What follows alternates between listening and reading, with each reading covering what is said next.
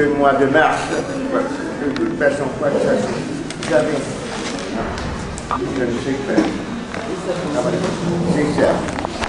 Et là, c'est deux ou trois indications de séminaire pour donner une indication, parce que ça va jusqu'au jeudi 22 mars.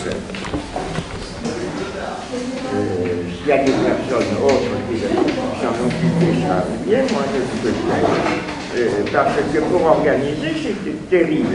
Alors là, j'ai quelque chose là, qui me donne jusqu'au 22 mars. Ensuite, il y a des promesses, il y a des gens, mais je ne sais pas. Ce sont des gens qui disent, et puis ensuite, on ne sait pas. Je ne veux pas forcer les gens, effectivement, on va au hasard, c'est certain.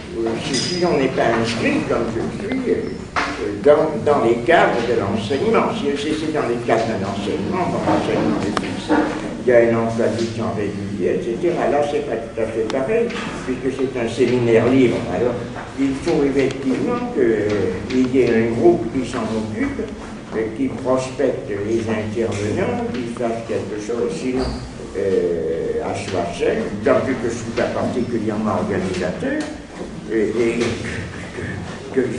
que je n'ai plus guère la possibilité de le faire. Donc, je vais laisser, on en reparlera de toute façon pour le moment. Je pense que l'on a fixé le jeudi 15 mars, c'est-à-dire dans 15 jours, et le jeudi 22 mars, c'est-à-dire non pas dans 15 jours, mais dans les 8 jours, parce que Jean Solaire, dont je pense avoir des nouvelles, toutefois, parce qu'il n'habite pas à Paris, il est à Perpignan, ou dans la région de Perpignan, mais il m'avait dit que c'était le 22 mars qui lui convenait pour venir à Paris, de sorte que, bien que ça ne soit pas dans le cadre des 15 jours, puisque ça aurait dû être le 29, je me permets de rapporter au 22, ce qui ne gêne pratiquement personne. Et alors ensuite, il faut que je maintenant pour ne pas accaparer la séance, puisque c'est sous sa direction qu'elle se place. Moi, je donne la parole à Christian sur son sujet. Je te laisse la parole donc complètement. Voilà, le thème de mon intervention, c'est les métamorphoses du divin et de la vie chez Nietzsche.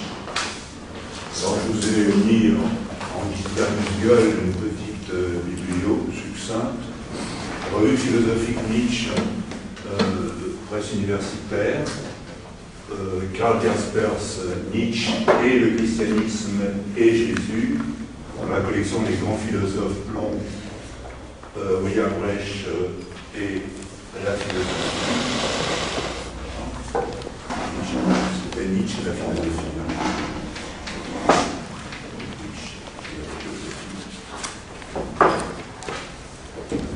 Paru aux presses universitaires de France. Et Martin Heidegger, 2 volumes, chez Gallimard, bref. Voilà. Bon, il y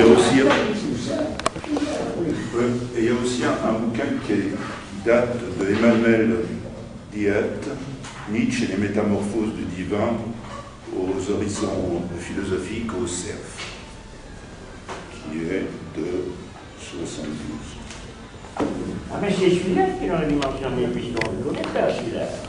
Nietzsche, et les métamorphoses du divin. Ah c'est ça. Donc, excuse-moi, dans quel... Certes, horizon philosophique, et qui date de 1972. 72. Tiens, c'est un livre qui est assez ancien. Enfin, oui, c'est ça, qui est assez ancien par rapport. Je vais partir pour présenter Nietzsche, qui contrairement à ce que beaucoup de gens pensent, est aussi difficile que Walter Benjamin. Par une phrase de Walter Benjamin, il faut lutter contre le conformisme de toute époque. Et donc Nietzsche, lui, va lutter sur le conformisme de son époque.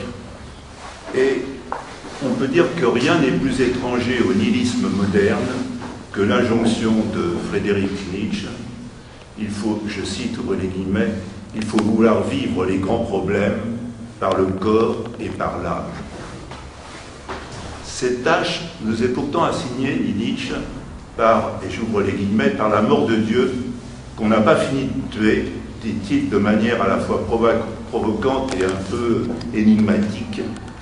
Et à mon avis, et ça n'engage que moi, Nietzsche désigne par là le Dieu de la religion, mais aussi, pas seulement le Dieu de la religion, le Dieu de la science, le Dieu de la philosophie à connotation théologique, comme Abenguel, par exemple, mais aussi le culte insensé et moderne du veau d'or, à savoir l'argent, la communication, dont je suis un pauvre et pâle représentant, l'information, du tout de suite, et non non pas à chacun sa vérité, mais plutôt son quart d'heure de vérité. Dans ce passage de la volonté de puissance, Thomas, page 212-213, édition Gallimard, Nietzsche nous précise sa thèse qui s'oppose aussi bien à Spinoza qu'aux futures théories de l'évolution de Lamarck et surtout de Darwin. Voici ce que dit Nietzsche, dans un texte assez court mais très précis et assez clair. Les physiologistes devraient réfléchir avant de poser l'instant de conservation comme l'instinct cardinal de tout être organique. Le vivant veut avant tout dépenser sa force. La conservation n'en est qu'une conséquence entre autres. Gare au principe théologique superflu. Télos, but, fin, et là c'est une allusion évidemment à tout ce qui se veut Dieu ou but suprême, et tout le contenu de l'instinct de la conservation, entre guillemets, chez Nietzsche, est l'un de ses principes. La lutte, entre guillemets, pour l'existence, c'est struggle for life, après vous aurez des variantes avec Darwin, la lutte pour la vie. Cette formule désigne un état d'exception. La règle est bien plutôt la lutte pour la puissance, l'ambition d'avoir plus, entre guillemets, et mieux, entre guillemets, et plus vite, et plus souvent. Ma théorie, dit Nietzsche, serait que la volonté de puissance est la forme affective primitive, que tous les autres sentiments n'en sont que le développement. Le principe spinoziste, entre guillemets, dit Nietzsche, de la conservation de soi-même, entre guillemets, devrait au fond mettre un terme au changement. Mais ce principe est faux, le contraire est vrai. C'est chez le vivant, justement, qu'on peut démontrer avec le plus d'évidence qu'il fait tout, non pour se conserver, mais pour s'accroître.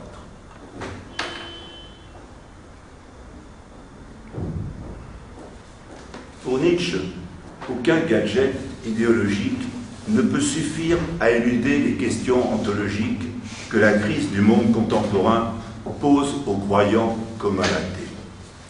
La disparition de Dieu est en effet la perte de tout idéal. Nul n'est innocent dans cette triste affaire de la perte de l'idéal avec un grand I, avec un capital, dit Nietzsche.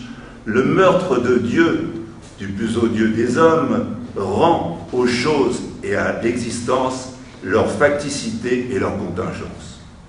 Le meurtre de Dieu rend aux choses, l'acte est irréparable en quelque sorte, et je cite Nietzsche, Dieu est mort, Dieu reste mort. La mort de Dieu, s'il est une grande victoire pour se reprendre en main, en étant iconoclaste, pour ne plus se vouer aux consolations illusoires des arrière-mondes, est un grand danger, selon Nietzsche. Car au moment où elle devient effective, cette mort de Dieu, rien n'est vrai, tout est permis. Alors on retrouve évidemment Dostoïevski et les frères Karamazov, cette idée au fond que si Dieu n'existe pas, tout est-il permis, et qui hante Nietzsche aussi. Dans Ainsi parlait Zarathustra, prologue numéro 3 et 4, Nietzsche définit la morale du surhomme dans un texte fameux et bien connu, que je vais essayer de vous retrouver dans son intégralité. Il dit ceci. Au fond, il prend pour valeur suprême la volonté de puissance, Nietzsche, qui permet aux plus forts de subsister et aux espèces de s'améliorer. Il propose ici une morale du surhumain. Voici ce qu'il dit dans un texte un peu long, mais qui est fameux. Lorsque Zarathustra arriva à la ville voisine qui se trouvait le plus près du bois, il y vit une grande foule rassemblée sur la place publique, car on avait annoncé qu'un danseur de cordes allait se montrer. Et Zarathustra parla au peuple et lui dit « Je vous enseigne le surhumain. L'homme est quelque chose qui doit être surmonté. Qu'avez-vous fait pour le surmonter ?» Tous les êtres jusqu'à présent ont créé quelque chose au-dessus d'eux, et vous voulez être le reflux de ce grand flot, et plutôt retourner à la bête que de surmonter l'homme. Qu'est-ce que le singe pour l'homme? Une dérision ou une honte douloureuse? Et c'est ce que doit être l'homme pour le surhumain avec un S majuscule. Deux points, une dérision et une honte douloureuse. Vous avez tracé le chemin qui va du ver jusqu'à l'homme, et il vous est resté beaucoup du ver de terre. Le sens de la terre, hein, toujours chez Nietzsche. Autrefois, vous étiez singe, et maintenant encore, l'homme est plus singe qu'un singe. Mais le plus sage d'entre vous n'est lui-même qu'une chose disparate, hybride, faite d'une plante et d'un fantôme. Cependant, vous ai-je dit de devenir fantôme ou plante. Voici, je vous enseigne le surhumain, toujours en capital surhumain. Le surhumain est le sens de la terre. Et là, il devient quasiment biblique, il transforme, il fait un détournement de l'évangile. Que votre volonté dise que le surhumain soit le sens de la terre. Je vous en conjure, mes frères, restez fidèles à la terre. Et là, il prêche. Et ne croyez pas ceux qui vous parlent d'espoir supraterrestre, des arrière-mondes, qui sont des illusions. Et là, c'est moi qui commente, je reprends le texte de Nietzsche. Ce sont des empoisonneurs, qu'ils le sachent ou non. Ce sont des contempteurs de la vie, des moribonds, des empoisonnés eux-mêmes, de ceux dont la terre est fatiguée, qu'ils s'en aillent donc. Autrefois, le blasphème envers Dieu était le plus grand des blasphèmes, mais Dieu est mort, et avec lui sont morts les blasphémateurs. Ce qu'il y a de plus terrible maintenant, c'est de blasphémer la terre, c'est-à-dire rester les pieds sur terre. Ne vous envolez pas dans les arrière-mondes, aussi bien comme les philosophes théologiques que les prêtres. Et il y aura tout de même chez Nietzsche aussi deux grandes figures qui seront là, à savoir le Christ et Socrate. Mais ça, c'est une parenthèse. Ce qu'il y a de plus terrible maintenant, c'est de blasphémer la terre et d'estimer les entrailles de l'impénétrable plus que le sens de la terre. Zarathustra, cependant, regardait le peuple et s'étonnait, et il lui dit, alors là, ce texte est très fameux, hein, on l'a commenté, etc., tous les profs de philo en terminale et ceux qui passaient le bac, l'homme est une corde tendue entre la bête, avec un B minuscule, les surhumains avec un S majuscule. Une corde sur l'abîme, ce côté funambule aussi, qu'on retrouve. Il est dangereux de passer de l'autre côté, dangereux de rester en route, dangereux de regarder en arrière. Frisson et arrêt dangereux. Ça me rappelle, moi, j'ai eu un funambule français, Philippe Petit, le 7 août 1974, naviguant entre les Twin Towers de New York, du temps où elles existaient, les tours jumelles, faisant 8 allers-retours devant les cops américains qui l'attendaient, les flics et les gardiens, faisant 8 allers-retours pendant 45 minutes devant la foule qu'il regardait à 400 mètres de hauteur, et au fond disant « Je n'ai pas peur, c'est vous qui avez peur, si j'ai peur, je tombe ». Au fond, là, Nietzsche montre aussi qu'il y a un côté funambule, équilibriste dans l'existence humaine, de celui qui a tué Dieu et qui n'est plus qu'en face de lui-même. Il est dangereux de passer de l'autre côté, dangereux de rester en route, dangereux de regarder en arrière, frisson et arrêt dangereux. C'est-à-dire qu'il ne faut pas s'arrêter. Ce qu'il y a de grand dans l'homme, ça c'est une phrase très célèbre, c'est qu'il est un pont et non un but. C'est-à-dire toujours le télos, hein. C'est-à-dire que c'est toujours cette dynamique. Hein. Ce que l'on peut aimer en l'homme, c'est qu'il est un passage et un déclin, pas vers la perfection. c'est moi qui commente là. J'aime ceux qui ne savent vivre autrement que pour disparaître, car ils passent au-delà. Et par-delà le bien et le mal. J'aime les grands contempteurs parce qu'ils sont de grands orateurs, les flèches du désir, du manque. Et là on retrouve le banquet aussi vers l'autre rive. J'aime ceux qui ne cherchent pas derrière les étoiles, c'est-à-dire dans ce ciel étoilé au-dessus de nos têtes, dont parle Kant, etc. C'est-à-dire qui essaient de se raccrocher à une raison pour périr ou pour s'offrir en sacrifice, mais ceux qui se sacrifient à la terre pour qu'un jour la terre appartienne aux surhumains. J'aime celui qui vit pour connaître afin qu'un jour survive le surhumain, car c'est ainsi qu'il veut son propre déclin. Tu ne déroberas point, tu ne tueras point, enfin, les 10 commandements, etc. C'est-à-dire le stade du chameau, c'est-à-dire porteur d'idoles, etc. Ces paroles étaient appelées saintes jadis. Devant elles, on se courbait les genoux et l'on baissait la tête et l'on ôtait ses souliers. Mais je vous demande, où y eut-il jamais de meilleurs brigands et meilleurs assassins dans le monde que les brigands et les assassins provoqués par ces saintes paroles? Voilà, le champ est vaste, hein, de l'Inquisition. Bon. N'y a-t-il pas dans la vie elle-même le vol et l'assassinat? Et en sanctifiant ces paroles, n'a-t-on pas assassiné la vérité elle-même? Ou bien est-ce prêcher la mort que de sanctifier tout ce qui contredisait et déconseillait la vie? Vous voyez ce vitalisme, c'est-à-dire que ce n'est pas seulement les métamorphoses du divin, mais de la vie. Tout ça, il y a une dialectique très très subtile. Alors, là, vous avez aussi une métaphore qui est très célèbre, là.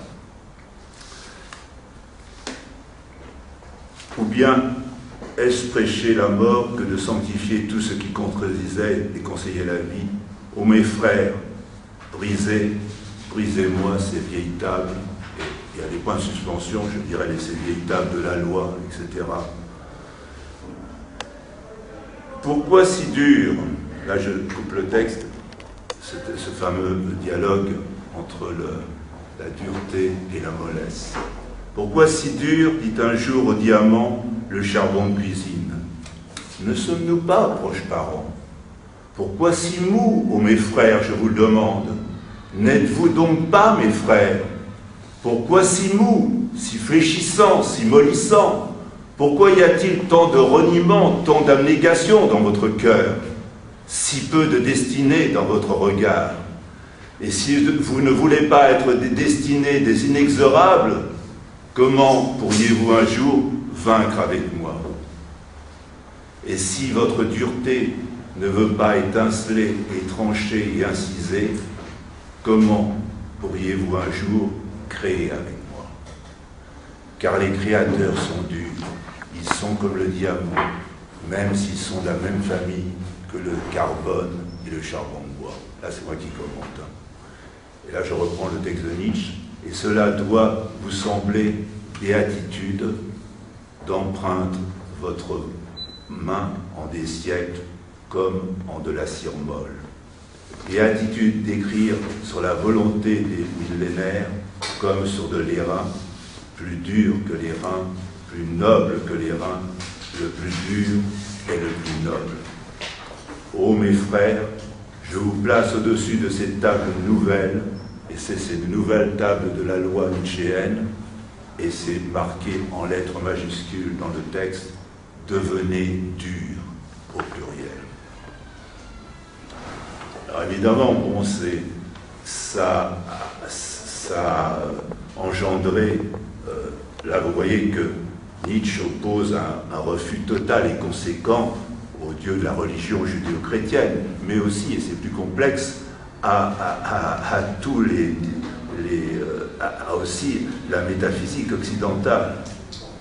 Et à la racine de cette interprétation morale du divin, Nietzsche découvre une croyance naïve au langage, le refus de la vie, qui sont caractéristiques du souhait des faibles. D'où cette formule célèbre, hélas souvent galvaudée, détournée, mal interprétée, notamment par les théoriciens du nazisme.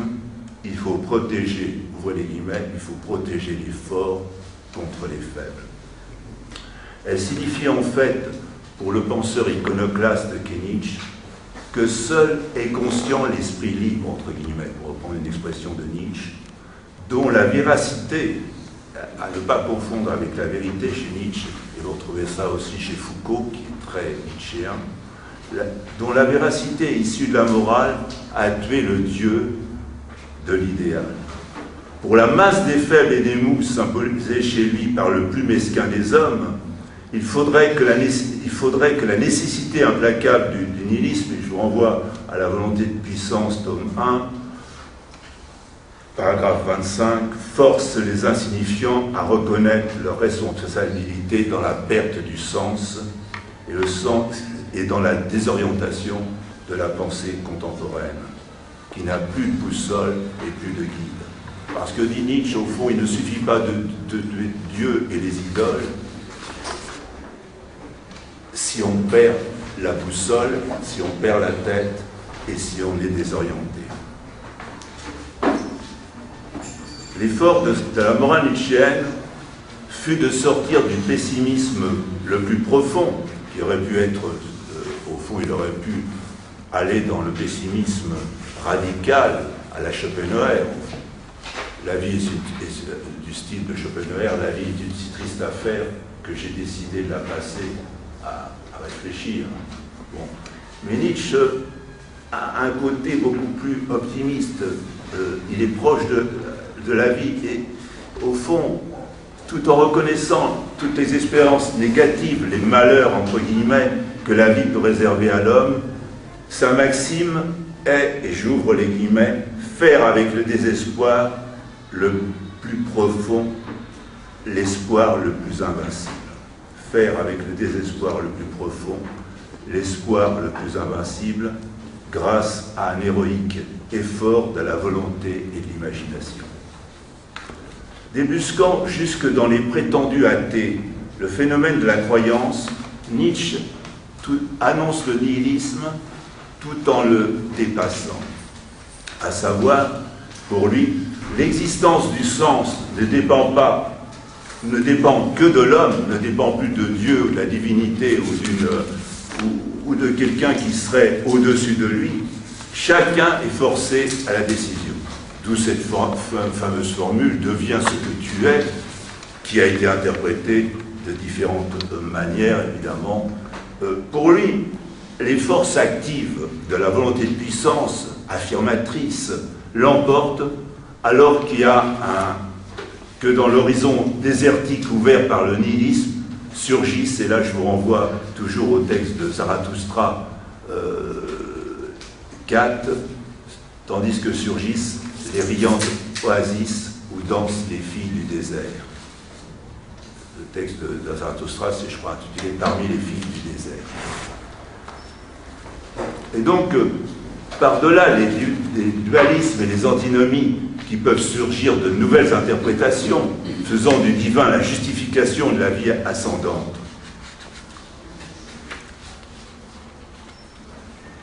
chez lui, il y a, et vous l'avez vu là dans ce texte aussi, le désir est le mouvement même de se surmonter soi-même, de se surmonter par quoi la volonté de puissance affirmative s'investit dans son interprétation de l'être. Et ce désir, il était essentiellement, et là on retrouve du Freud, il y a un côté très, très moderne chez Nietzsche, ce désir est essentiellement agressif et sexuel, mais il doit et il peut se sublimer chez le noble dans la création. Vous l'aviez dans le texte, le terme de création.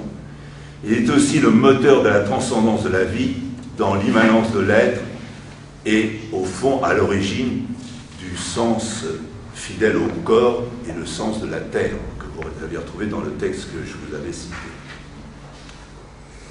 Au fond, ce que j'essaie de vous faire comprendre, c'est que si Nietzsche est un penseur, un philosophe fondamental qui veut échapper à la frivolité rassurante et banale divertissement, au sens pascalien du terme, disons, c'est qu'à tout moment, il nous force à être nous-mêmes.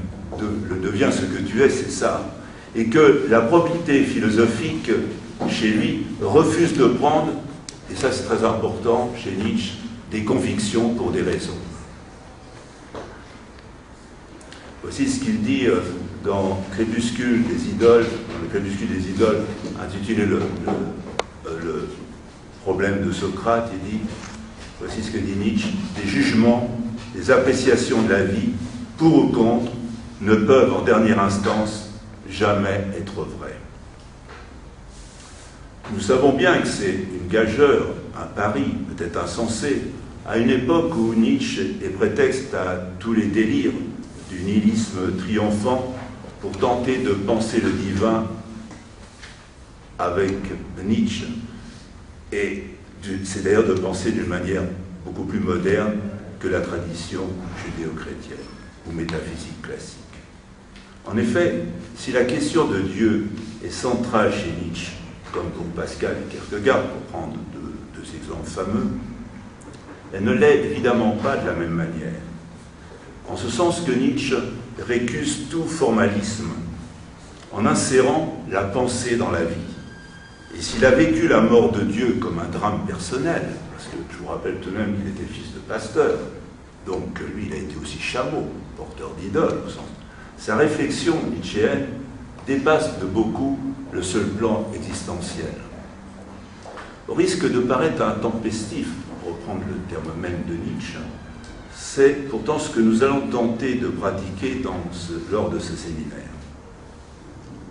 Dans une première partie, nous présenterons les thèmes et les concepts centraux que nous avons déjà effleurés de la philosophie nietzschéenne, et notamment les trois métaphores fameuses du chameau, du lion et de l'enfant, qui inaugurent, après le prologue, les discours de Zarathustra. Cette exposition pose le cadre dans lequel la philosophie de Nietzsche peut être abordée dans sa radicalité. Parce qu'il y a un côté radical chez Nietzsche qui est très important. Pour une fois, et au risque de surprendre ceux qui me connaissent un peu trop bien, nous allons délibérément sacrifier l'anecdotique chère aux journalistes pour tenter de saisir ce qui, dans l'annonce de la mort de Dieu, est essentiel et organise ce que Nietzsche dit du divin en fonction des métaphores de l'interprétation. Préférant apparaître pour une fois comme un consciencieux de l'esprit, ce terme est de Nietzsche, entre les guillemets, plutôt que comme un bouffon de Zarathustra, plutôt la lourdeur de l'esprit, de pesanteur, que... qui ne gêne pratiquement personne. Et alors ensuite, il faut que je... Maintenant, pour ne pas accaparer la séance, puisque c'est sous sa direction qu'elle se place, je donne la parole à Christian sur son sujet. Je te laisse la parole complètement. Voilà, le thème de mon intervention, c'est les métamorphoses du divin et de la vie chez Nietzsche. Alors, je vous ai mis en gueule une petite...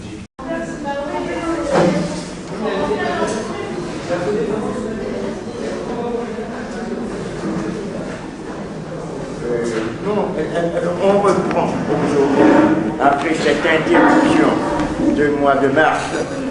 De toute façon, quoi que ça soit, vous savez, je ne sais pas. Ah, voilà. C'est ça. Et là, c'est deux ou trois indications de séminaire pour donner une indication, parce que ça va jusqu'au 22 mars. 22 mars, c'est-à-dire non pas dans 15 jours, mais dans les 8 jours, parce que Jean Solaire, dont je pense avoir des nouvelles, toutefois, parce qu'il n'habite pas à Paris, il est à Perpignan, ou dans la région de Perpignan, mais il m'avait dit que c'était le 22 mars qui lui convenait pour venir à Paris, de sorte que, bien que ça ne soit pas dans le cadre des 15 jours, puisque ça aurait dû être le 29, Je me permets de rapporter au 22, il y a un emploi du temps régulier, etc. Là, c'est pas tout à fait pareil, puisque c'est un séminaire libre. Alors, il faut effectivement qu'il y ait un groupe qui s'en occupe, qui prospecte les intervenants, qui fasse quelque chose, sinon, à soi seul, tant que je suis pas particulièrement organisateur, et que je n'ai plus guère la possibilité de le faire. Donc je vais laisser, on en reparlera de toute façon pour le moment. Je pense que l'on a fixé le jeudi 15 mars, c'est-à-dire dans 15 jours, et le jeudi 29.